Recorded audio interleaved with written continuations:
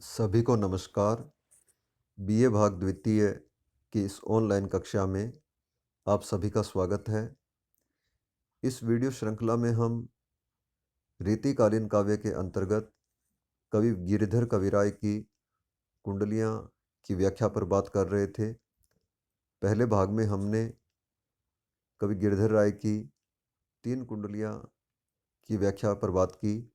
आज हम भाग 2 के अंतर्गत आगे व्याख्या पर बात करेंगे। कवि गिरिधर कहते हैं कि दाड़िम के धोखे गयो सुआ नारियल खान, खान ने पायो नेक कछु फिर लागो पछतान, फिर लागो पछतान बुद्धि अपनी की रोया, निर्गुणियन के साथ बैठी अपने अपनो गुण खोया, कह गिरिधर कविराय सुनो हो मोरे नाखे, गयो जटाका टूटी चोंच दाड़िम के धोखे। जैसा कि हमें विदित है, कवि गिरिधर कविराय की कुंडलियाँ अपनी नीतिपरायणता के लिए प्रसिद्ध है। कवि गिरिधर कविराय ने अपने इन छंदों के माध्यम से लोक व्यवहार और नीति की अत्यंत उच्च कोटि की शिक्षा प्रदान की है। यहाँ भी कवि गिरिधर एक अन्योक्ति के माध्यम से संसार के लोगों को सचेत करते हैं और वे कहते हैं कि दाड़िम के धोखे गयो सुआ नारियल खान, कि दाड़िम अर्थात अनार, अनार के धोखे में सुआ नारियल खान, सुआ अर्थात तोता, शुक नारियल को खाने के लिए चला गया, अर्थात भ्रमवश तोते ने नारियल को अनार समझ लिया और उसे खाने के लिए चला गया। खान ने पायो नेक कछु फिर लागो पछतान, किंतु वहाँ जाकर वह उसे कुछ भी नहीं खा पाया और पछताने लगा। फिर लागो पछतान बुद्धि अपनी को रोया, और फिर वह पछताने लगा और अपनी बुद्धि को रोने लगा। निर्गुणियन के साथ बैठी अपनों गुण खोया, कि वह पछताने लगा और सोचने लगा कि निर्गुणियन के साथ बैठकर, निर्गुणी लोगों के साथ बैठकर अपने गुणों को भी खो दिया। कह गिरिधर कविराय सुनो हो मोरे नाखे, गयो जटाका टूटी चोंच दाड़िम के धोखे। कवि गिरिधर कविराय कहते हैं कि हे लोगों, मेरी बातें सुनो, कि वह तोता जो अनार खाने के लिए गया था, उसने जब नारियल पर अपनी चोंच से झटका मारा तो उसकी चोंच भी टूट गई। यहाँ कवि गिरिधर कविराय ने व्यक्ति के द्वारा की जाने वाली संगति की श्रेष्ठता या निम्नता की ओर संकेत किया है। कवि गिरिधर कहना चाहते हैं कि मनुष्य जैसी संगति में रहता है उसी प्रकार का वह स्वयं हो जाता है। तोता भी अनार के लिए नारियल के पास चला गया और वहाँ जाकर निर्गुणियन के साथ बैठी अपनों गुण खोया, कि उस निर्गुण के साथ बैठकर, बिना गुण के साथ, गुणहीन के साथ बैठकर उसने अपने गुणों को भी खो दिया और अपनी चोंच भी तुड़वा ली। इस प्रकार से यदि हम किसी गुणहीन व्यक्ति के साथ बैठेंगे तो हम अपने स्वयं के गुणों को भी खो देंगे और अपयश के भागी होंगे।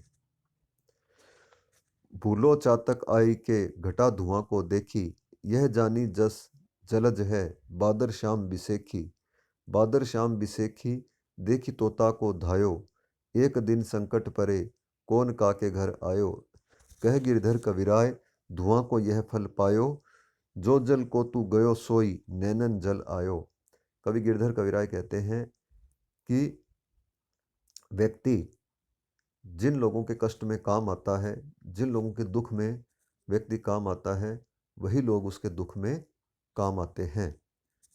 अतः हमें संसार में सभी लोगों के साथ श्रेष्ठ व्यवहार करना चाहिए और उनका दुख का भागी बनना चाहिए। भूलो चातक आई के घटा धुआं को देखी, कि चातक, चातक पक्षी भूलो आई के भूल कर आ गया घटा धुआं को देखी, कि चातक पक्षी ने धुएं को घटा समझ लिया और वह उसकी ओर दौड़कर गया। यह जानी जस जलज है बादर श्याम बिसेखी, कि उसने जाना कि यह जलज है, बादल है, बादर श्याम अभिषेकी, कि यह काला बादल है, ऐसा जानकर वह उसकी ओर दौड़ा। बादर श्याम अभिषेकी, देखी तोता को धायो, एक दिन संकट परे, कौन काके घर आयो। और बादर श्याम अभिषेकी, कि उसे श्याम बादल देखकर तो ताको धायो, वह उसकी ओर भागा।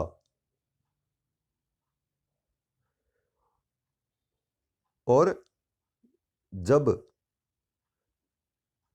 बादल ने, चातक और पक्षी दोनों श्रेष्ठ मित्र माने जाते हैं।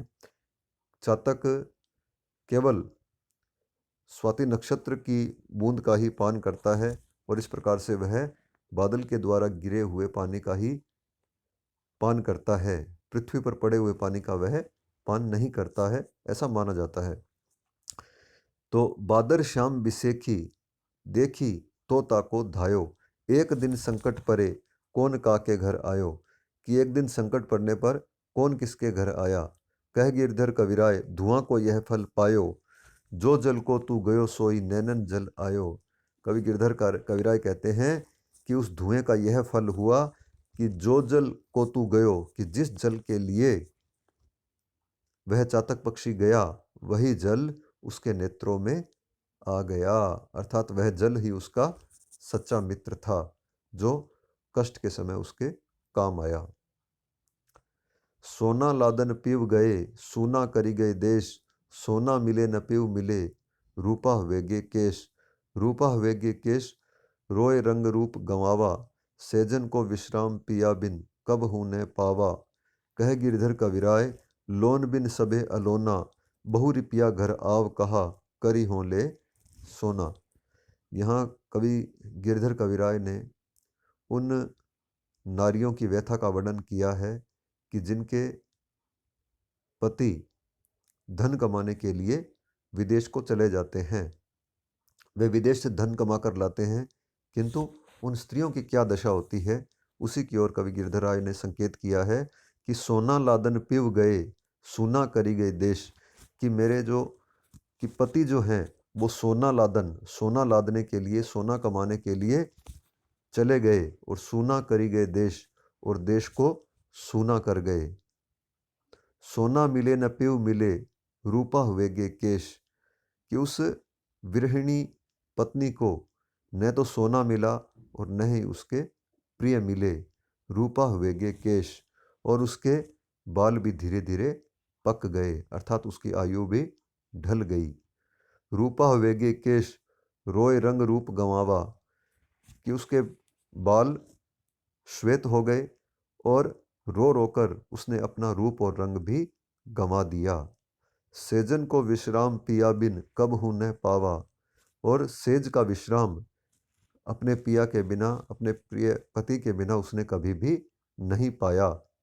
कह गिरधर कविराय, लोन बिन सबे अलोना।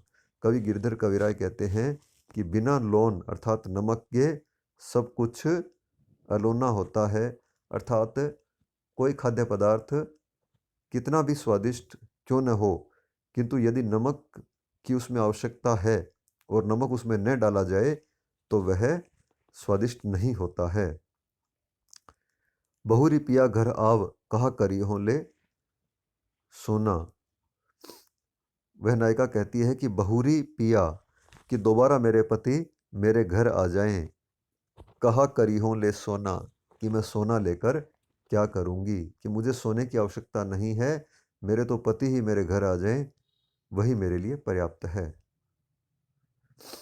मोती लादन पीव गए, धुर पटना गुजरात, मोती मिले न पीव मिले, युग भरी बीती रात।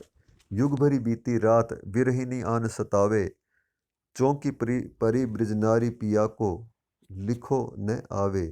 कह गिरधर कविराय, गोपिका यह कही रोती, आग लगे वही देश, जहाँ उपजती है मोती। यह छंद भी पूर्व के छंद की भांति ही विरहिणी नायिका की व्यथा का ही वर्णन है।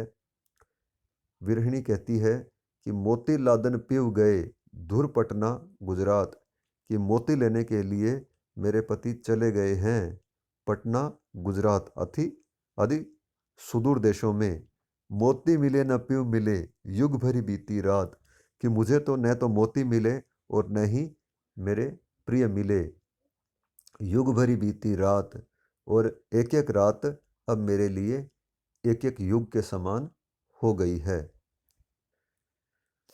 युग भरी बीती रात विरहिनी आनी सतावे, कि युग युग भर के समान अब एक एक रात बीतती है और विरहिनी आनी सतावे, और यह रात विरहिणी को आकर सताती है। चौंकी परी ब्रजनारी पिया को लिखो न आवे, और ब्रजनारी जो है वह चौंक पड़ती है कि उसके प्रियतम जो है वो लिखने पर भी नहीं आते हैं। कह गिरधर कविराय गोपिका यह कही रोती, गिरधर कविराय कहते हैं कि वह गोपिका यह कहकर रोने लगी कि आग लगे वही देश जहाँ उपजती है मोती, कि उस देश में आग लग जाए जहाँ पर मोती उत्पन्न होते हैं। वह विरहिणी नायिका कहना चाहती है कि मोती उत्पन्न होने के कारण ही उसके प्रिय मोती लेने के लिए गए हैं, अतः जिस देश में मोती उत्पन्न होते हैं वहाँ आग ही लग जाए तो अच्छा हो।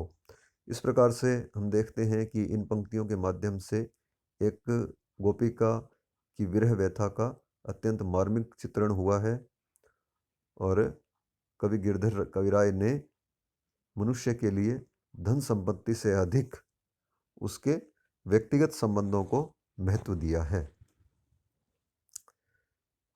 शेष हम अगले व्याख्यान में करेंगे। धन्यवाद।